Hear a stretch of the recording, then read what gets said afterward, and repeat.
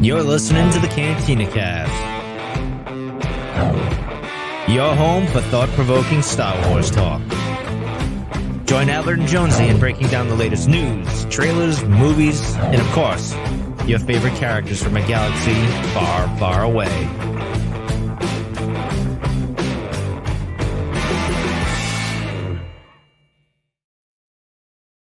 Hello, everyone. Welcome to the Cantina Cast. My name is Albert Padilla, and you are in the Waystation, your source for Star Wars news and rumors. Today is August 13th, 2023, and we've got a lot to talk about. And I'm not going to beat around the bush because we've got a plethora of things here, and I'm going to bring Jonesy on right now. Jonesy, welcome to the show.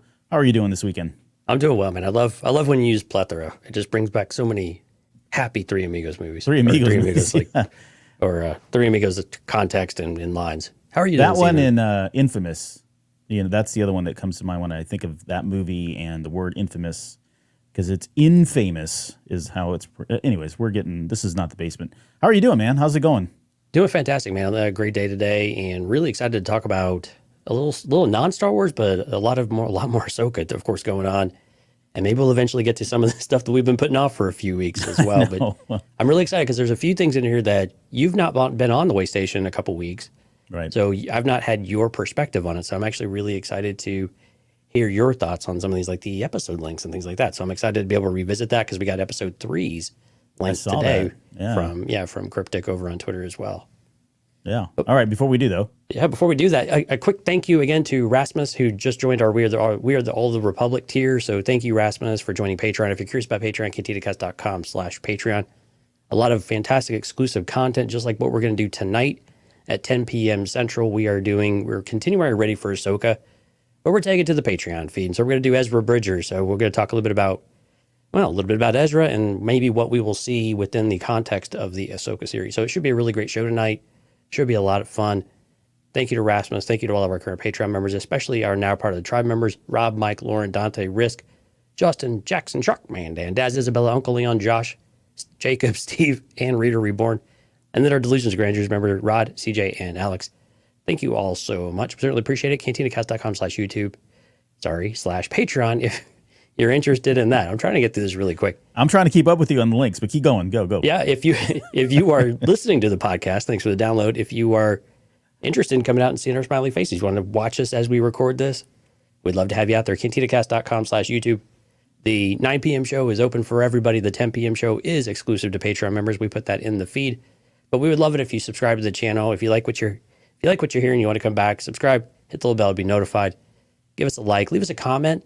We really do appreciate that. We do try to go out there and respond to all of them. Especially got a new comment over on Patreon, actually from Connor around Morai. So that was a lot of fun to be able to respond to that. So thank you for the comment, Connor, over on Patreon. Yeah, there we go. Live stream shout outs. All right, man. Cube Dude, Alexandra, Sky, Music Train, 80s Kid from the 90s, Stephanie, Alex, Jack, and Robert. We see you and folks in the background too. Thank y'all for coming out. Lots of activity going on so far, so we hope you enjoy this show. We'd love to hear all your comments. Albert is fantastic at this, way better than I was doing it whenever I was running the show the last couple weeks.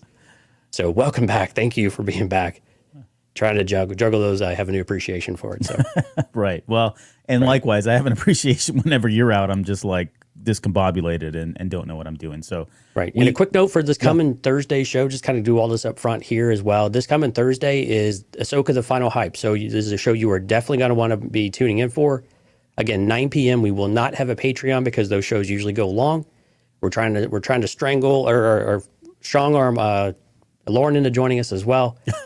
I did a lot of gesticulating here. If you didn't see that, if you're listening, so that will probably not make it through. But anyway, the Final Hype show, of course, kind of a Cantina Cast what's it called? Tradition.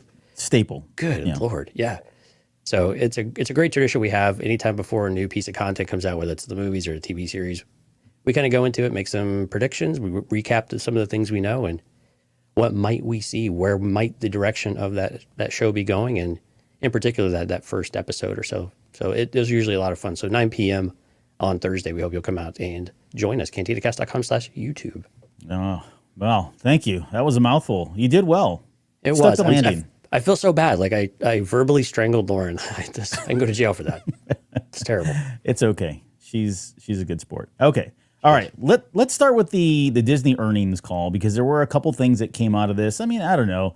This is, sometimes it can be boring, sometimes it can be exciting when there's, I usually don't announce anything major, but overall, 22.3 billion in revenue seems like a small number, but it really isn't. What else stood out for you when there's a ton of stuff in here. We're not going to get through everything in here, but what were some of the things that stood out that Iger said on that recent call here, which was just about what's today, about 3 days ago as of this recording? Yeah, they did this all after hours as well. So, I mean, a couple big things, right? So Avatar is huge. Surprise. Didn't know if you knew that, but Avatar is huge. That's a big one. Of course, there's a lot of concerns around the Disney Plus subscriber numbers and that service, right? So there's a lot of concerns in that space. We're going to talk through a little bit about that. There was a price hike, of course. We got a little bit more on the actors and the writer's strike, which I think were better comments than we've had in some other spaces. Yeah. A little bit of Galactic Star Cruiser kind of financial. If you're a financial nerd, then you probably love that kind of stuff. Yeah, it's not good. I mean, well, it's Star Cruiser Crash. I was doing Star Cruiser Wicked Crash. Oh, okay. Battle of Endor. Doing nip nip. Yeah. So not good. And then of course a lot of rumors going on with the Apple space. But I think maybe the one thing that we could talk a little bit about really quick is the Disney Plus subscriber service is going to get more expensive. Of course, if you like the ad-free version, if you like the quote unquote full version of just the Disney Plus, that's going to move up to $13.99 effective October 12th. I'm struggling tonight with getting any kind of dates right. If you're going to go with the ad-free Hulu version, that's going to go up to about $18. If you want the bundle, it's about $20. So yeah, again, we're seeing everybody kind of go up in price, so it's not necessarily a surprise. But when you see the numbers supposedly tanking or really dropping off precipitously, that's really difficult to understand until you go look and see, okay, well, what might come around October 12th, Albert, to Disney Plus? I'm going to go with Avatar 2. That's kind of what I'm banking on. I mean, we know the digital or the physical sales as well as the current digital sales are probably selling like wildfire. But we also know there's a lot of people waiting for it to go on streaming. We also know that Uncle Bob had said that you're going to have to wait longer to get things on streaming because they need to. Laura and I talked about this. I used the word retrain behaviors, but I mean, really, that's kind of what it is, right? Yeah. We need to re-massage the behaviors back into this older model where Disney makes a ton of money on when movies come out, right? Like when they come out physically, when you can go pick up the Blu-ray, or even when you can buy it on Apple TV or iTunes or whatever the service might be of your choice, they make a ton of money in video sales. Yeah. So it's going to be a very focused effort to give those as much time before they go to D+. And I have a feeling that that's going to coincide, that price hike will happen either on or slightly before the date that Avatar goes live. Yeah. So a couple of things, I guess, on all of that. So the honeymoon's over, right? I mean, surprise, we're no longer in COVID. Things are going up. And it was a different ball game 3 years ago, even 2 years ago. Like you said earlier, this is kind of the trend. It's a trend for everything, really, right? They get you to sign up for $4.99 a month. Next thing you know, it's $6.99, $12.99. I mean, look at Netflix. They kind of started this whole thing, really, and it's been around in other medias or subscriptions long before Netflix. But we saw it with HBO Max. Peacock has just gone up again. If you look at all the cut, when we were cutting the cord and moving to streaming television services, and I can't even think of one off the top of my head right now, but all of those started off at $4.99. You had a limited selection, and now it's just the same price as it would be to pay for cable, right? For getting coax or fiber to your home. So no surprise, this is gonna go up. I think what's interesting though is, just a couple of months ago they were talking about how they're gonna be pulling things off of Disney Plus, trimming the fat, getting back to, what they're saying is quality, but at the same time, now the price is going up. So this all works in their favor. Of course, we as consumers have to make that decision about whether or not we want to continue to subscribe and whether the content they're providing is still worth our money. As a Star Wars fan, to bring it to Star Wars, I mean, honestly, and I hate to say this because I don't hold me to this, Disney, but I mean, if they went to like $19.99 a month and I was still getting the Ahsoka series and Kenobi series, as long as there's no penalty for disconnecting, I probably would still subscribe, right? It's just to have that back catalog because I don't have a lot of the physical media, and maybe this is working in their favor. But from a strictly Star Wars perspective, I don't know what the right price is or what the limit is in which I would just say, whoa, you know what? Maybe I'm not going to subscribe to Disney Plus because I don't want to see the latest Star Wars television show, animated show, behind the scenes stuff, right? To me, that's just worth the money. It's so much cheaper even still. It's still a value as a Star Wars fan than a lot of other things. Now, there is a limit. I don't know what that is. I've never really put a lot of thought into it. But I do find it interesting that they're pulling back content. And this kind of coincides with what Bob Iger was talking about also on this call, was they were going to put a focus more on he says, focus on improving the firm's quality and reducing the costs. This has kind of been their mantra now for the better part of ever since he came back in, right? And he was kind of talking about the short wins that they already had, but that there was still a long road to recovery or a long road to even more success. And a lot of it is across the board, from the parks to the movies to the streaming services. It's all about getting rid of the quantity, if you will, and upping the quantity. I have a feeling, and I trust that Disney can do that. I still don't know that I agree that they've maybe gone down in quality, although that seems to be kind of, depending on your circles and who you hang out with, that kind of tends to be the narrative right now. But the pricing, it's going to go up, folks. It's just, it makes sense. And it doesn't bother me, but I can see where people are like, hey, this is kind of getting costly. And I can see, they also said 40% of all the new subscribers are coming in with the ads. So maybe they've gotten to a point now where, okay, it makes sense where they have increased the price enough that they feel like they're at about a 50-50 rate. And I don't know what, from a business perspective, what makes sense. But this could be hopefully things steady, I guess, or stay steady and stabilize for some time to come. I can't see them going up within the next year, but who knows? Yeah, there's so much you could unpack within the context of all of that. I mean, this is why we also don't get all of the episodes released at once, right? Because that that decreases the value. That's more likely for someone to get everything they want and then jump ship, then right? out, right? Right. So within 30 days. Yeah, sorry. Right, yeah. And even though you have a series that goes on for 2 months, you want someone to, if I can get them to stay on for 2 months, and because they want to see it when it comes out rather than just waiting and doing a marathon over a weekend, maybe I can show them the value of everything else that's there. We also know that part of the Disney Plus portfolio is like Hotstar over in India. The value, and Lauren and I talked a lot about this too, it's really about that margin or that value per subscriber. You want that number from a company perspective of making money. And I know this is not always really popular, but this is why businesses is what they do to make money. Yeah. They want that per subscriber, that per user number to be as robust as possible. We kind of want that to be the case too, because that does help the investment case for developing more quality content. Exactly. If they can focus on developing high quality content, right? Which to your point is very much the question right now. Are we getting too much? I mean, that's really Bob Iger's perspective. I'll just equate it to him. We're getting too much. We're spread too thin. Our staff, we have great people, but we're not able to do this at the level that we want to because we need to jump to the next project. We're doing too many at once, whatever that actual scenario is. But, I think this is the cost pressures on people in general, and the slowdown in the economy it's kind of hits people in various ways. It's not universal yet, and so there's still a lot of money out there, even though some families do struggle. But these are things where you kind of make a choice, and I think Disney is still banking on: do you keep Disney over a Netflix? And there's a lot of households that be like, "Yep, I can't survive without Disney because my kids watch it, I watch it. There's always something, right?" Right. And we haven't had the slowdown in content quite yet. So the value proposition is still there, even at the higher price point. And Disney's kind of banking that other people they'll cut the other services, not them. But I think to your point you made earlier on, a lot of services are going through and reducing. So the Peacock one's a good example. Peacock used to come free with Xfinity internet service. Mm-hmm. If you're a current subscriber, that will go away in a couple of years. But I think with new services, they no longer include that. I think there's some changes going on with T-Mobile. There were some packages you used to be able to get Apple TV and so on and so forth. Yeah. I believe those are stopping, or they're at least being more focused on certain packages again. So this thing is changing because it is getting pricier to do it, and is being to have those partnerships and that subsidy, if you will, becoming a little more difficult to maintain overall. Yeah.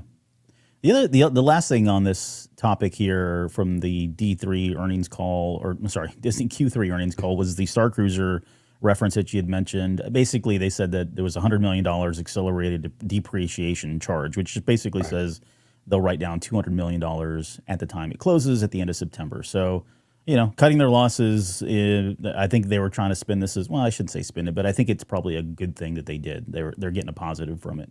From an investor perspective, yeah, these are important things for them to hear. It's not necessarily entertaining for the rest of us, but from an investor standpoint, it's important to get that information to be able to do those types of things. So on that note, the other rumor that I can't seem to escape on my social media feeds right now, and this is not a new rumor. This is strictly a rumor. I want to be clear about this, but this is the whole Disney selling to Apple or Apple buying Disney. Okay, so let me just give you a quick background on this for anybody that's not aware or hasn't been initiated. This rumor's been going on for the better part of like 12 years, by the way. Forever. So just to throw it out there. Yeah, and its roots start with the fact that we had, what's his face from Apple? Steve Jobs. Steve Jobs was at one point thinking about, in Bob Iger's book, first off, this is where it really got caught wildfire more recently. When he released his book, that memoirs book that he released 4 or 5 years ago now? 4 years ago, 2019, I believe. There was a passage in there that said, I believe that if Steve were still alive, we would have combined our companies or at least discussed the possibility very seriously. Now, again, this rumor had been around forever because of the whole Pixar thing, and we're not getting into all that history. But when the book came out and this passage was out, it really kind of lit a fire under a lot of investors' eyes, or at least made them awake to the possibility that this could happen. And since then, it's been every year we get this rumor that circulates. And I think right now we're seeing it being discussed a lot on social media, a lot on different websites. But more importantly, it's being discussed by a lot of business analysts because Disney has been, quote, facing problems, and there's a financial thing going on there, right? So I don't know. There's a lot of articles out there. What I would recommend is if you go read the Hollywood Reporter article that they did more recently, and I think it was last week, they did a really good job of contextualizing what a sale potentially could look like. And I want to be clear, what they're saying is it's not a selling of everything as is. Disney would have to go through a lot of, selling off different parts of their business and that sort of thing when they kind of get down to their core group of, I don't know what I would call this, but their core group of likable, sellable products, something that Apple actually could consume, then it becomes a reality. But as is, to be clear, as is right now, it's just too complex of a thing. Apple wouldn't go in and buy every aspect, every component, every business line that Disney has. They would have to trim that down quite a bit before it even becomes a possibility. So I think it's in the realm of impossible at this point. But over the course of the next few years, maybe before we came on air, you had mentioned that Bob Iger was brought in and they had signed him for a few years. And that could lead us to think that, maybe they're not going to do this. But if they brought him in and say, hey, Bob, get everything back up, get the quality back up, get everything in line so that we can trim all this stuff off and then sell to Apple, maybe that's another possibility. But what do you think overall? I guess I know you're probably in the realm of impossible, but it's not that crazy of an idea if they go through the right steps. Oh, I would never say it's impossible because, we see major companies, one buy each other out all the time. So I don't know that there's any way you could really say it's truly impossible. Everything seems to be possible these days. But you're absolutely right. There is no way that they would buy the company, in its existing state, what's going on with it financially, some of the things coming up. We haven't really talked about Hulu. Hulu is a big cash problem right now, as in they need to go buy out Fox estate or Fox's remaining portion, which I believe is in the neighborhood of probably just a shade under $10 billion. It's a lot of money. For those that don't know, Disney has about $14 billion cash on hand. While that sounds like, hey, I got enough, you don't want to operate at $4 billion. They haven't done that in about half a decade or more. So you would rather not do that with the size of the company. But I think it's important to look at what would Apple be interested in. You look at you look at what the companies are based, like what is the base of these companies, right? You have Apple, that's a technology, hardware, there's some software, they do a lot of great things in that space. Especially if you're an Apple fan, they do amazing things, right? Because they told you you're amazing. Anyway, but when you look at Disney, though, what's the thing that really Disney brings? If you take the parks out of it, is content. And that's something that Apple is still very much developing. So when you think about, okay, what are the synergies that I would be looking to get if I'm Apple, right? That would have to drop a ton of cash to buy Disney or any aspect of Disney. It's that core content, right? So, but you have to think about this in a different way.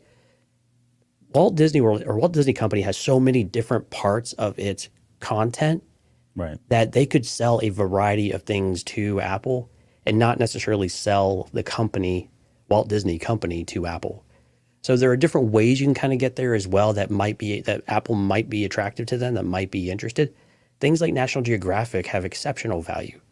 I don't think they would buy like ESPN or something like that, but there are pieces of the company, and there are numerous kind of buckets of these with partnerships. I think there's also another avenue is that you could actually sell a big chunk of your, basically of like your Disney Plus type of thing. I think Disney owns like something like 80%, and like Hearst owns 20% or something along those lines with Disney Plus. I think Hearst is more of a physical media company. So I think there's something like that. So you have other opportunities to be able to infuse cash, and while not necessarily giving someone over, the complete control over the company, or complete control over a particular asset in that way. So there's a lot of ways you can go about doing this that Apple could make a play, but would they want to make a play that included the parks and things like that? That's not really Apple's wheelhouse. Yeah. And so from that standpoint, you'd have to really question if that's really what they would want to do. Now, granted, Apple won't buy what they have right now. They need to get everything kind of reorganized in the Disney camp. They need to get their financials stable, figure out what they're going to do with this Hulu thing, and then they'll kind of look at it from there. But I think to your point too, when you look at regulators, shareholders, other interested parties, lawsuits, what it would take to get this across the finish line, even if they did make a bid and it was successful, you're talking multiple years probably to get to that end final state of being able to do it. I'm assuming it would probably be approved from a regulatory standpoint. SEC is who governs all this stuff. So it would probably be approved, but man, it would have a lot of scrutiny because this is two major U.S. parties. Yeah, exactly. No, and I'm with you. I think on all points, honestly, it's just there's a lot of to-do lists in order for this to happen. But if there's any one company, I look at this very similar to when we were long ago talking about Lucasfilm possibly being sold.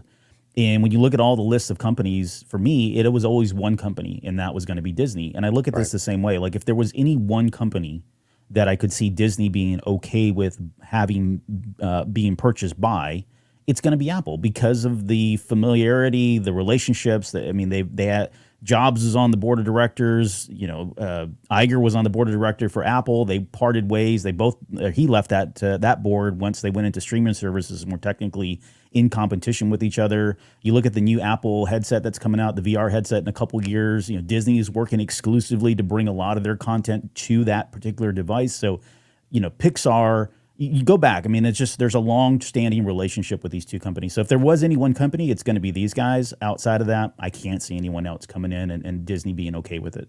All right. So as Star Wars fans, I think there's something very important to remember. And if you take one thing away, it is that I am 99.999% absolutely certain that Walt Disney World or Walt Disney Company will not sell Marvel, will not sell Star Wars, will not sell those major properties where they own, because those are cash cows.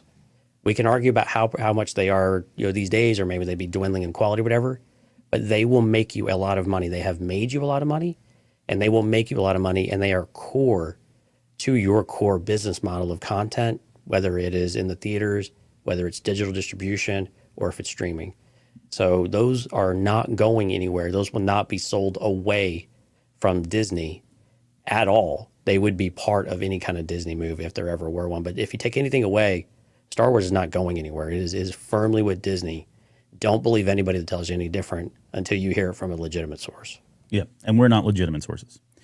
Okay, so actually I wrote the time down, 9/24/8/13. So if you're wrong, I will never let you forget. Well, I might be wrong in a few years or something like that, but as of this but within the moment next in time, 2 days, I promise you, I'll go 100% in the next 2 days. It's not going to happen. I'm crazy like that. I'd probably go the next 2 years, but oh wow, okay, that's fine. All right. Hey, let's get to some television news. Yeah, Ahsoka. I don't know if you've Two heard trailers. of it.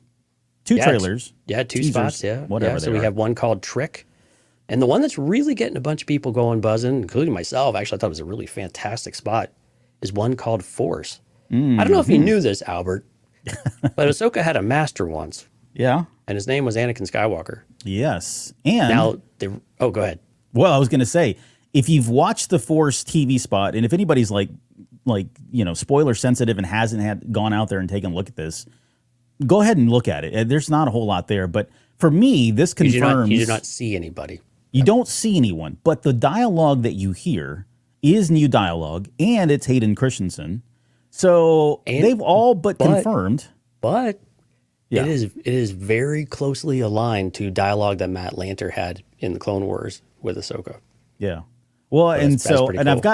I've got some theories around where this is, because it's kind of a flashback kind of thing, right? It's Anakin talking to Ahsoka early on during the Clone Wars, just after having taken her on as an apprentice, as a Padawan. So, we talked about at some point, maybe if there was an Anakin Skywalker, we talked about flashbacks, or even on the most recent episode of when we're talking about A World Between Worlds, and we talked about how it would be like Ahsoka to be in the World Between Worlds and just watching everything, or maybe even trying to change things. But I can see where they would use that as an opportunity to show a live action Anakin Skywalker into a live action, young girl with the Liku and everything, just like a younger Ahsoka. And we see that actual moment, or some variation, like you said, of the Clone Wars scene in some kind of a flashback or in the World Between Worlds. That's what I would actually love.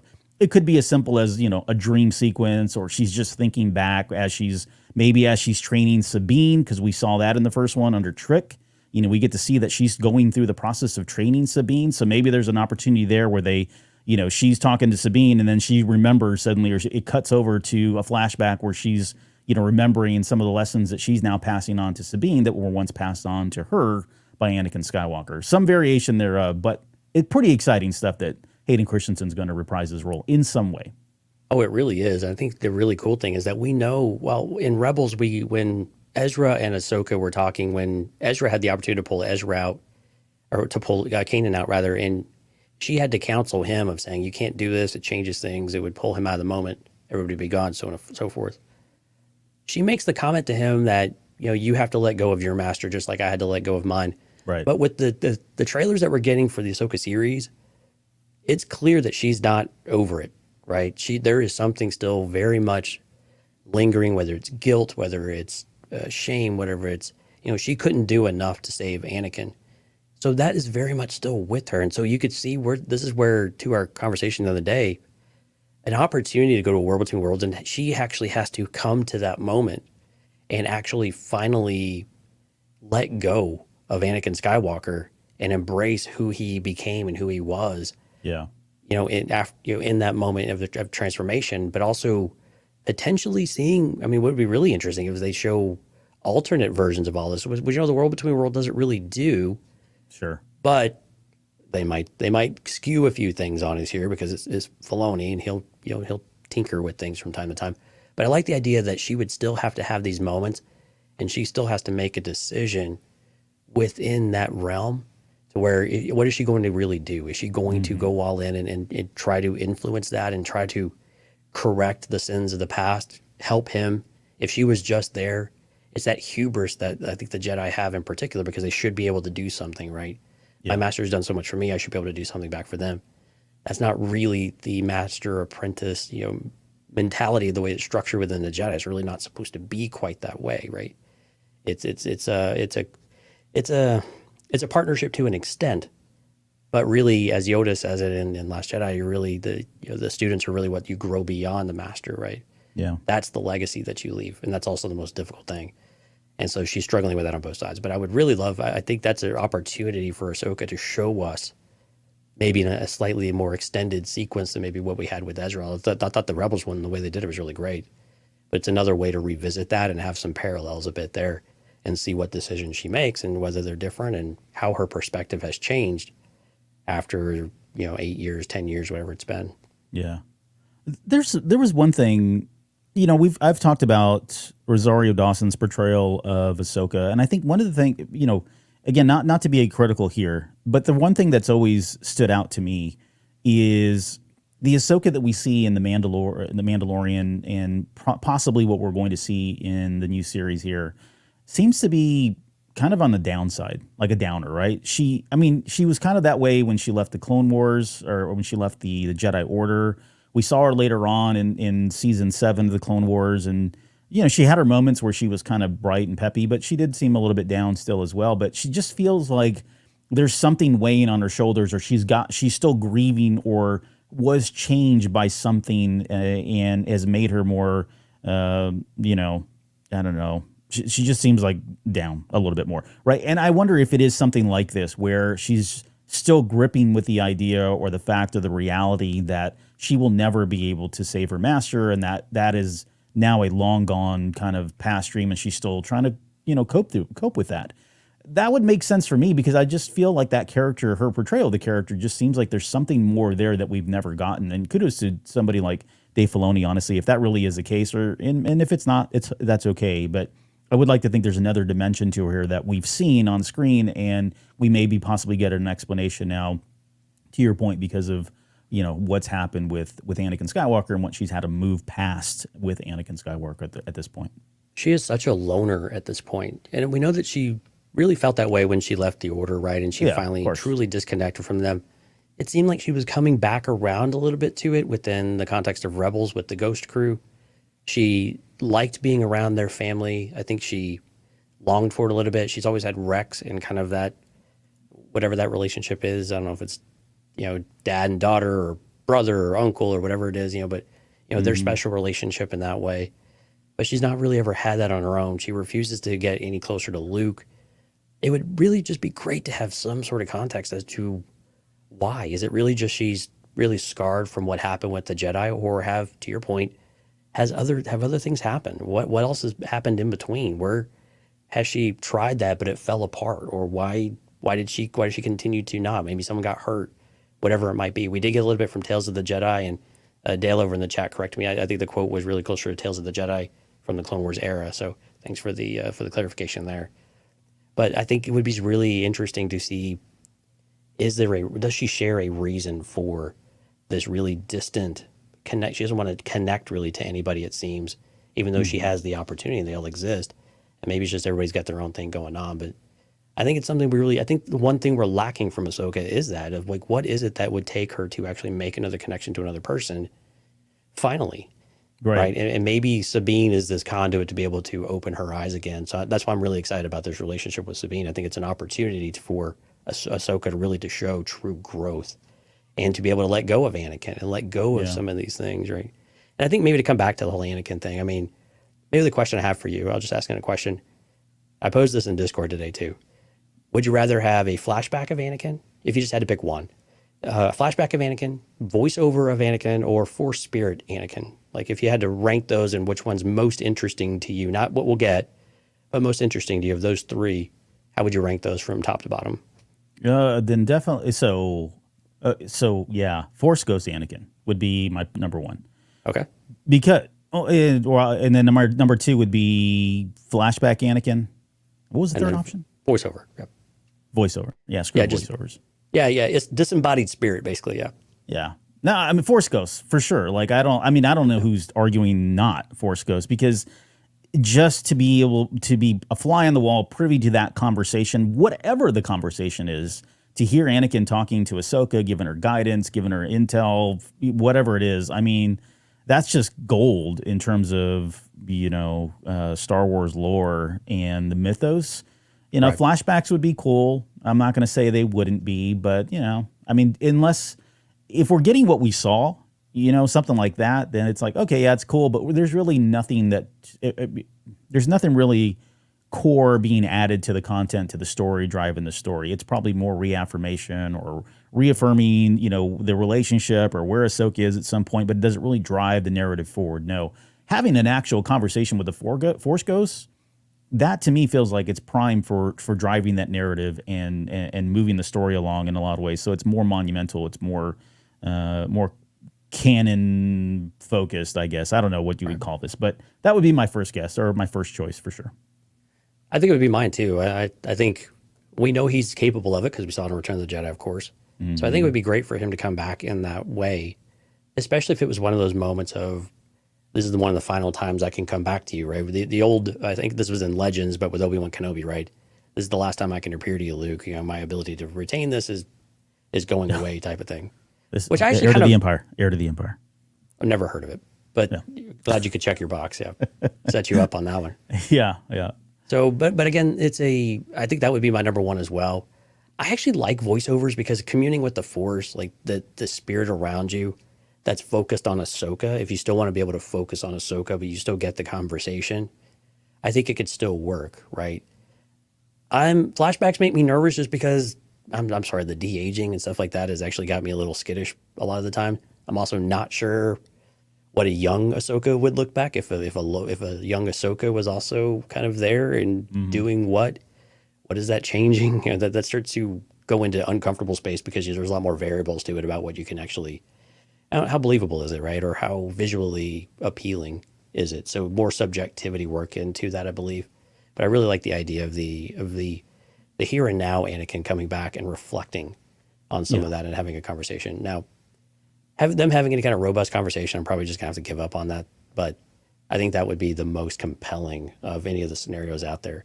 Yeah. And so, and I believe in Discord, and I wish I'd have written this down. I apologize for the folks over there, but I think flashbacks actually got the most support, if I recall. Oh, really? Well, I'll have to have a talk with those folks. A live action snips, right? Her in that early Clone Wars era. That'd be kind of neat to see. But yeah, I get what you're saying. How do you equate that back? Yeah, how do you pull that off with, like, we have a true snips, right? With especially with Ashley Eckstein's voice, that might be a way to bring her voice into it. That would be kind of fun. That's a good idea. Yeah. But again, visually, that character was so scrawny and everything else. So it's a tough one. It's a tough one to bring about. But they did a really good job with little Leia. So maybe I should be less pessimistic in this regard. Yeah. Well. There was also this Rosario Dawson's Ahsoka in 30 seconds. That was actually really fun. It was cool. I liked it. I mean, there wasn't anything new or groundbreaking, but I thought it was hilarious. I thought she did a really good job of giving you all of the bullet points in 30 seconds of what you needed to know about Ahsoka. I really hope they do this with the other characters, actually, because I think this is such a great warm-up to bring people who are less familiar and just just slam them up to speed, right? I mean, could you imagine trying to summarize? I thought they were going to summarize the series in 30 seconds, not the character. Oh, wow. So I was blown away. That I was like, I don't know how you do this in 30 seconds, but well, this kind of brings to light some of the things that we've been talking about in our Ready for Ahsoka series. We've talked now about Sabine, we've talked about Hera, and one of the things I think we've said with most of these characters, if not all of them at this point, is that for anybody that didn't watch Rebels, you're kind of coming in pretty cold. Like Ahsoka's probably the least, or she's probably the warmest to anyone that's not seen Rebels, because you've now seen her maybe in Clone Wars, probably not. I'm talking about the general audiences here, right? But you've at least probably seen her in The Mandalorian, so you've got some context there. But all these other characters, unless you've watched Rebels, you have no idea. And going in and trying to care for these characters in such a short amount of time, I think this could do a lot to kind of get those high bullets in 30 seconds. Give me everything I need to know about Sabine. Give me everything I need to know about Ezra, Thrawn, Hera, Chopper, throw in Zeb, even though he's never been confirmed, the Ghost. I mean, they could do this with a lot of different things. And I think it would pay big dividends for folks that are, maybe interested in the series, but worried about, wow, I don't want to go watch 4 seasons of Rebels and whatever of Clone Wars just to get the full picture of what's happened and what's come before the Ahsoka series.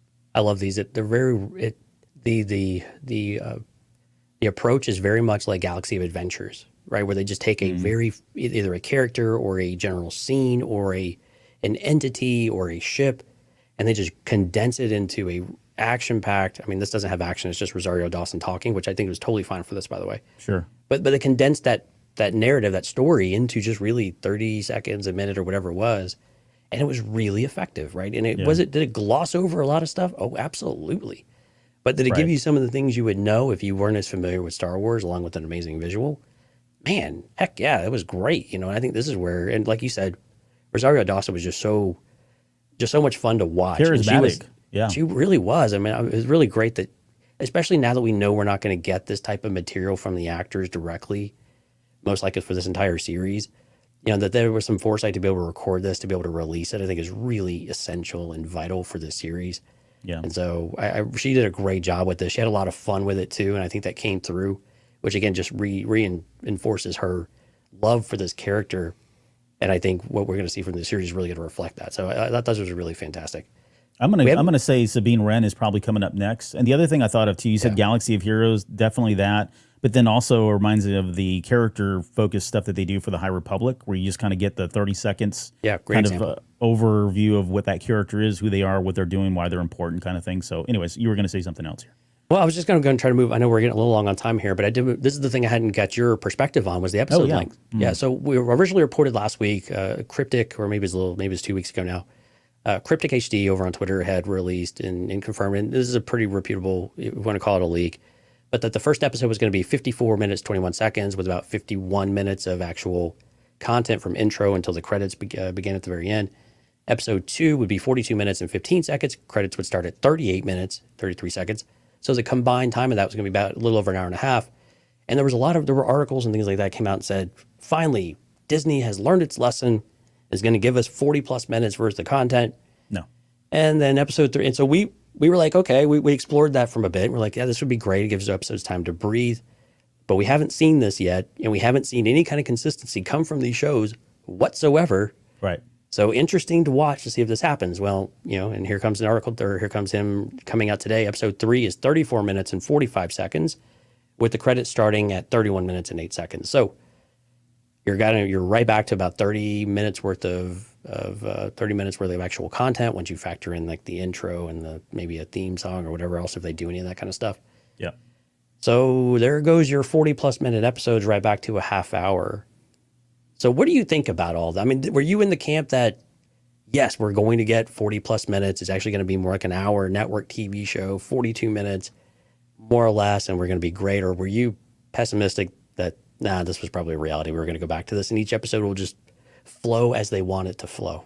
Yeah, this is the model. Like nothing's changed. I don't know where Disney is the holder and the keeper of all the knowledge or the stats that would show that a 30-minute episode equates to less subscribers, net new subscribers than a 45-minute show, right?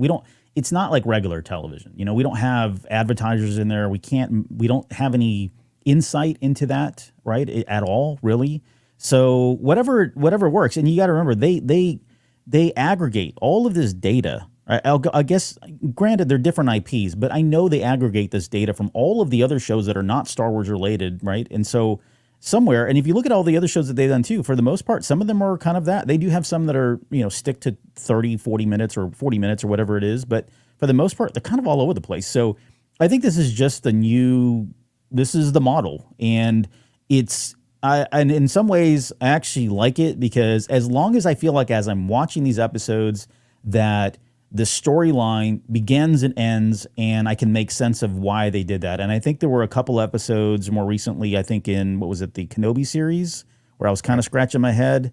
But for the most part, I think they've done a pretty good job. The Mandalorian ones, I think it all makes sense. Sometimes we get 30 minutes, but we had one episode of The Mandalorian that was 30-something minutes, and it was like all action beginning to end. I loved every single moment of that episode.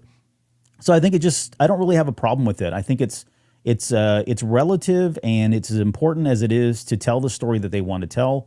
And until they break that, then I really don't have any kind of opinion one way or the other. I mean, I can't ever see them going over an hour. Forget that. It's never going to happen. We've talked about that ever since Disney Plus rolled out. But that 40 to 45, 50-minute mark, that's probably where some of these may land just in general, but don't be surprised if we get something that's 30. I can't ever see them doing anything less than 30 minutes, though. For me, that feels like, how do you tell a story in 30 minutes? It's just, we can't even do a show in 30 minutes. So we try, kind of. Not really. But yeah, you go. So somewhere between 30 and 60 minutes is probably where we're going to be. And as long as we keep landing in there and the story's moving along and we don't feel cheapened in some way, then yeah, I'm fine with it. It's okay. You hit it right on the head. This is the important part to remember, is that as long as it feels like the story has been, that episode or that story within the context of that show has been told, and it kind of had the right pace and a lot of things, then I don't care about the length. If it's a shorter episode because it just needs to get us from point A to point B, I don't necessarily want to dwell on that. You could always argue that you need that episode, and usually there's a reason for it. There's a cause in it. We would like to think that Dave Filoni doesn't waste anything, right? But I think that's the part to really keep in mind, though. As long as it tells the story in the moment that it's supposed to tell, and it does a good job, then I think that's okay. I mean, and we're going to have a little bit of a kind of a rolling hill, maybe not peaks and valleys. I think that's where the thing that gets a little bit crazy is when you have really long episodes and then you have something really short. Yeah. You feel that effect. Lauren and I talked that we would really love the consistency of it. Again, a bit of a gentle roll, but that consistency. So each episode had its own space to be able to breathe. But again, within the context, I don't want to belabor anything that's being shown if it's not interesting. Right. Or you have to end at a place that you feel is not a natural cutoff. Right. And I think there was one episode, I believe it was Mandalorian season 3, where we had bookends, right, of kind of two different things going on. Then we had a totally different episode in the middle. I think this is the one where we went with the Doctor onto Coruscant, and I'm trying to remember what the ends were. But I think they kind of began and end with the Mandalorian and Grogu, but everything in between was on Coruscant. Yeah. With this was Dr. Pershing's episode. Yeah. Yeah. So that one kind of felt a little bit weird, right? If you look at the things that you maybe want to rethink, to me, that kind of thing is maybe the one you want to rethink, at least on the bookend side of it. But I think this is really nothing to panic about, but it was really interesting. We were so premature from a media standpoint to come out and say, oh, they've really learned the lesson. This is really what we're going to do moving forward. Guys, premieres and finales tend to be heavier on the content, right? And they tend to be a little bit longer. So I think we should never take these first couple of episodes as what the new norm is going to be until they establish a routine and establish a credible pattern of what we could say from it. And as long as the creators are able to do what's in their head and get it on the screen, I'm okay with that. I'm not gonna go too crazy on that. Yeah. Right. So, how's Andor doing? Yeah, so this is a piece of content we've had kind of pulling across for a couple weeks, and again, nothing surprising. So due to SAG-AFTRA strike, of course, this is a via deadline. We'll have all the links out there in the show notes. Once we're done with the show, I go out and put them on YouTube as well. So you have links to everything we're talking about, including some of the stuff we talked about with Disney. But basically, Andor Season 2 is in very limited shooting mode right now. Basically, only the UK actors who are part of the equity union were able to do any kind of filming. Which again, not surprising if you are part of US SAG-AFTRA, even if you're shooting on location somewhere, you have to strike, you have to pull out, you cannot be a part of really anything, really anywhere. So, but the British actors are not under that same requirement, and they're legally prevented from. God, that car is definitely going to go back and forth a couple more times. So they're actually legally prevented from striking or showing solidarity with them as well. So I think that's just something to remember. They'll do what they can. They'll get creative with those so they can make the most of that time. But again, they're basically going to have to shut down. So we know there's going to be delays there, right? And this is something we've talked extensively about, is that there will be a knock-on effect depending on how long the strike goes for. If the strike ends, within a month or so from now, then maybe there's no real delays. Maybe they could just really, burn the midnight oil and finish it out. But if something really does continue to drag and the writer's strike doesn't seem to be going anywhere, as they've surpassed 100 days now, so, I mean, but there you have it. I mean, that's the latest on Andor. And again, I think some of the question marks are, what is it doing to Acolyte? Is there any effect on Skeleton Crew? Presuming Skeleton Crew is probably not as impacted, but what do you know? Well, I was going to say Skeleton Crew. I forgot to include this in the notes as well, but I saw they had removed Skeleton Crew off their programming schedule for 2023, and a lot of people have already jumped. Oh, it's been canceled. It hasn't been canceled. No, the writer's strike is jacking everything up right now. So if I were Disney, I'd pull it too and say, look, we're not. We can't even. You want to be able to promote that thing, and we were seeing that with Ahsoka. We're seeing a lot of clips, more clips than we'd seen, more trailers than we'd ever seen. No presence from any of the actors, right? Why would you put yourself through that with the Skeleton Crew until you know for sure this stuff's going to get, clear the water? So it makes sense that they would pull it from the schedule. Doesn't mean it's being canceled. I would imagine depending on how long this writer strikes goes, I can see where some of these other programs just kind of get put on the back burner until everything's lined up and ready to go so they can actually do it the way they want to do it. But just quick, that's all I wanted to add on the Skeleton Crew there if anybody's been following the media. It's a great point because Haunted Mansion came out and it bombed, right? Mm-hmm. That's Rosario Dawson's other movie she was just in, but they were able to do no publicity for it. Right. Justin Simeon was required to as part of the Directors Guild, but no one else was able to. And he had come out and said in those articles, and Lauren and I talked a little bit about this too, that, he's like, this movie is doomed. I mean, there's no chance it's going to do well. I'm doing what I can, but I'm not the one who's good. People don't know who I am. I am not going to put butts in the seats at the theater. And without the name, and it's based on a ride at Disney, and not everybody has that context, right, of what that is. Yeah, we had the Eddie Murphy movie a number of years ago, but that's far enough removed, and it was kind of somewhat panned a little bit, at least critically. So what are you going to do in the movie? I don't know how the movie was interesting. It looked interesting to me. I haven't seen it, but a lot of people just either didn't know it was there, or they just kind of panicked because they're a little irritated with Disney these days, whatever it might be. At the end of the day, though, it bombed. And if I'm Disney, I don't know what kind of. So I think to take it back to Skeleton Crew specifically, you need that marketing part for a movie or for a show that no one knows anything about, and we know nothing basically about it either. Right. And without that context and without that push, it will fail. Make no mistake, it will not do well. Star Wars fans only go so far. You need everybody else to come on board with you as well. You need those subscribers, Disney Plus, right? This is a Disney Plus series. That's something to remember. Yep. The part where the strike is interesting to watch and understand what is happening is if that meant reshoots and overdubs and rewrites and things like that. Like, so the things that happen post-production where you need to have someone come in, hey, yeah, we're going to tweak this line a little bit. It didn't quite work. The recording we got was bad. We need to overdub. Those opportunities do not exist right now if you're part of SAG-AFTRA. Right. So, and this is the time you get that stuff done, even if you're trying to, to hit a mid to late December release. That happens right now, and you finish that up right now. And they can't, and they're not going to for probably another 30 or 60 days minimum, is my guess. I have zero qualifications to make that statement. But I'm just saying, at minimum, it doesn't feel like this thing is moving anywhere. The parties have met recently. They made zero progress. Yeah. They left just as mad at each other as ever. So, I mean, and that was just here in the last couple of days they met. So, I mean, but those are the things you need to happen, and that's why Skeleton grew. I've been curious where it's actually at in the development cycle, but there's nothing coming out about it. And so your comment there makes a whole lot of sense that they're quietly just letting it kind of float, even though they just, well, we never really confirmed it. We just gave a date. But this happened with Bad Batch, too. Bad Batch was delayed, several months, of course. Oh, but yeah.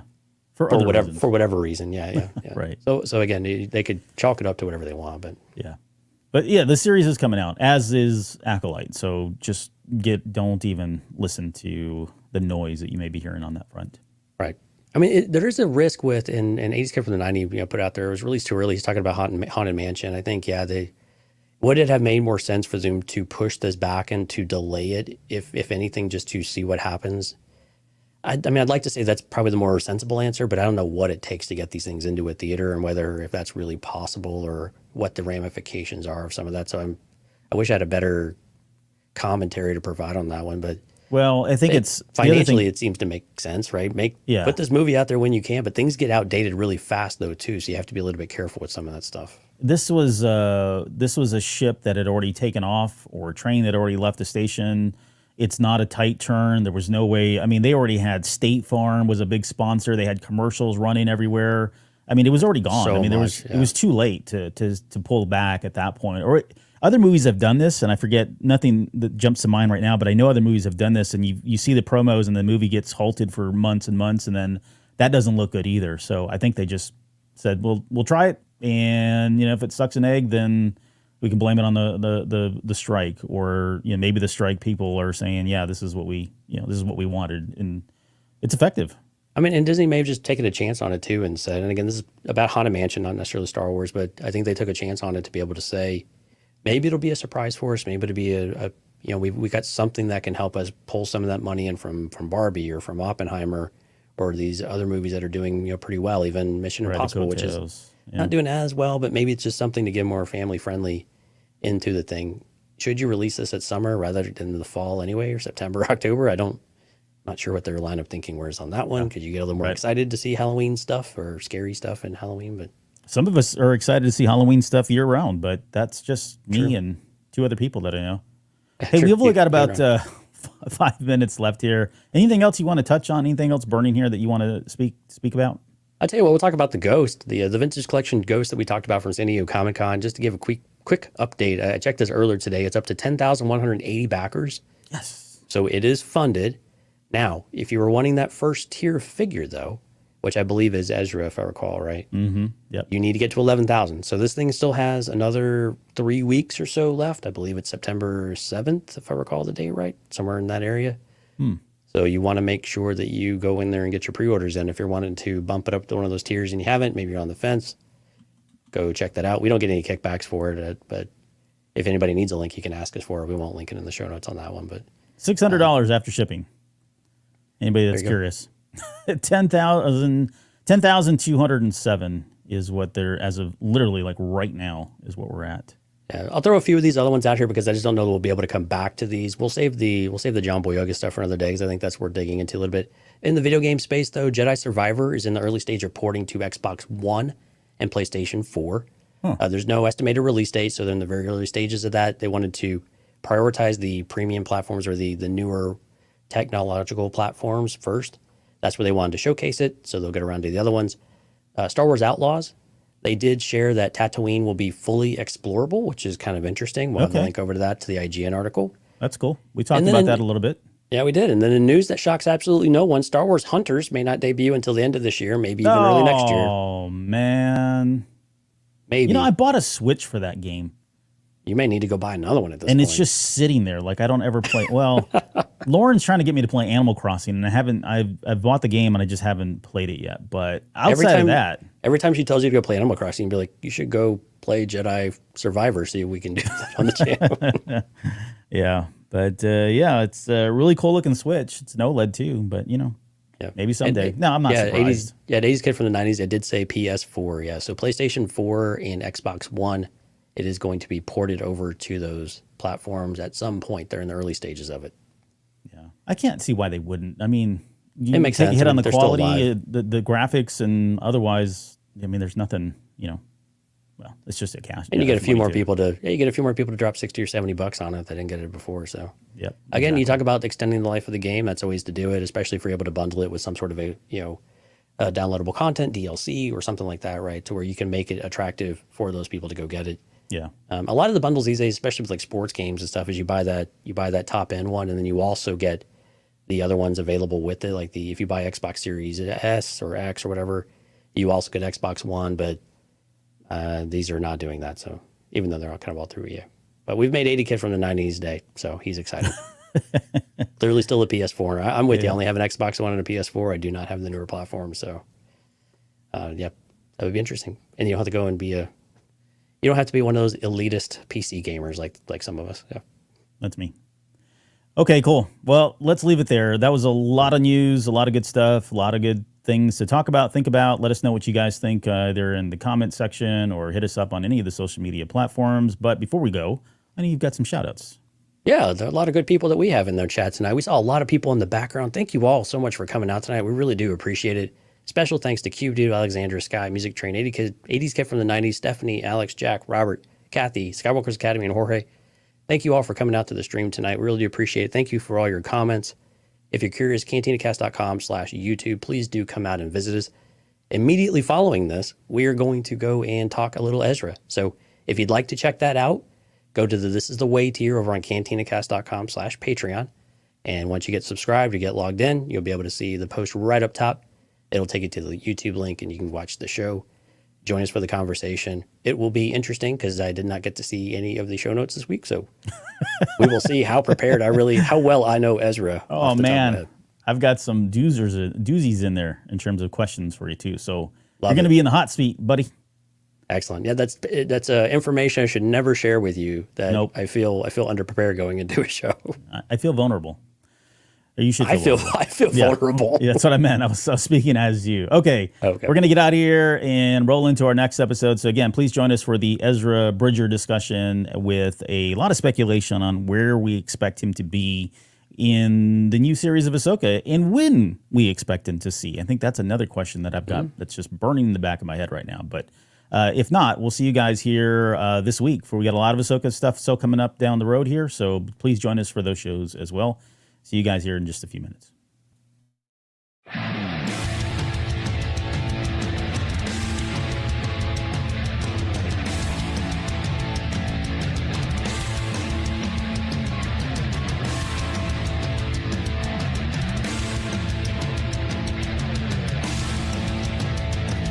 You're still listening? Wow, that's amazing. Well, I'm here to give you the disclaimer. Normally we do a big, long, drawn-out disclaimer thing saying what's what and who's what and all that other stuff, but I think you guys kind of know that Lucasfilm and Disney have no affiliation with us at all, and we have none with them. We talk about Star Wars, which is their property, and all that other good, fun stuff, but I think you can tell which is our stuff and which is their stuff. If you can't, well, then send a lawyer to send an email to me, and I'll be glad to chat with them. Other than that, you know what's what, so that's your disclaimer.